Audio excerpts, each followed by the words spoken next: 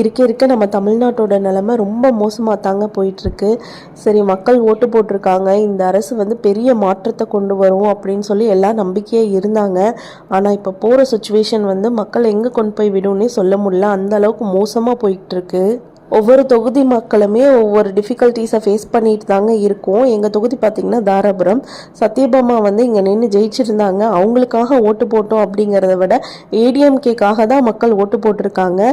ஏன் வந்து நாங்கள் டிவிகேக்கு போடணுன்னா டிவிகேவையே ஓட்டு போட்டு ஜெயிக்க வச்சிருக்கலாம் இல்லைங்களா? எதுக்கு ஏடிஎம்கேக்கு நாங்கள் ஓட்டு போடணும்? நீங்கள் இங்கே நின்று ஜெயிச்சுட்டு எதுக்காக வந்து இவ்வளோ சீக்கிரமாக ராஜினாமா செஞ்சுட்டு அங்கே போய் சேரணும்? எனக்கு இது ஒன்றுமே புரியல. ஆல்ரெடி நீங்கள் டிவிகேலேயே நின்றுக்க வேண்டியது தானே.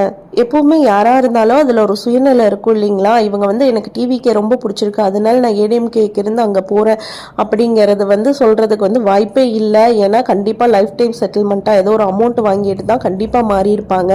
அது வந்து வெளியே தெரியாமல் இருக்குது. அதுதான் உண்மையான விஷயம். ஏன்னா எல்லாருமே இவ்வளோ வாக்கு வித்தியாசத்தில் ஜெயிச்சுட்டு இவ்வளோ மக்கள் செல்வாக்கோடு இருக்கும்போது எதுக்காக அவங்க வந்து இன்னொரு கட்சிக்கு போகணும், அதுவும் பதவியை ராஜினாமா பண்ணிட்டு? இதெல்லாம் கண்டிப்பாக யோசிக்க வேண்டிய விஷயங்க. மக்கள் டிவிகேவை நம்பினதுக்கு காரணமே ஊழலை ஒழிப்போம் அப்படின்னு சொன்னதுக்காக தான். இப்போ இருக்க அமைச்சர்களையே வந்து காசு கொடுத்து வாங்கும் போது கவர்மெண்ட் எப்படி இருக்குன்னு கண்டிப்பாக யோசிக்கணும்.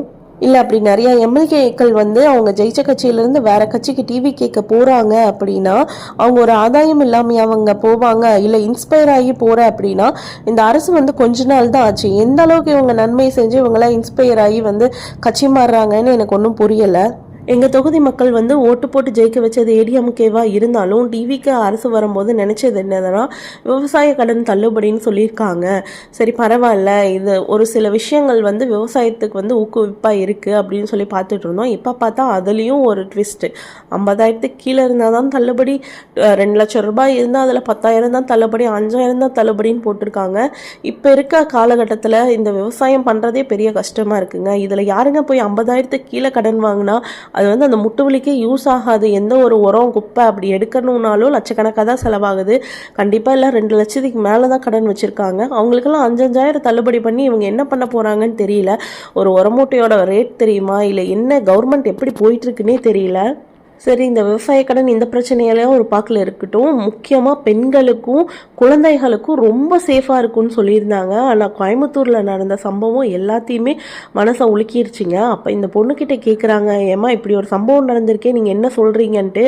அவங்க சிரிச்சுக்கிட்டு தலைவர் என்ன செஞ்சாலும் சரியாக தான் இருக்கும் அப்படின்னு சொல்கிறாங்க.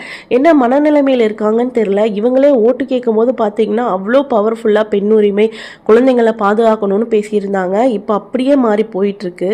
இன்னும் மக்கள் நம்ம என்னென்ன கொடுமையை பார்க்கணுமோ.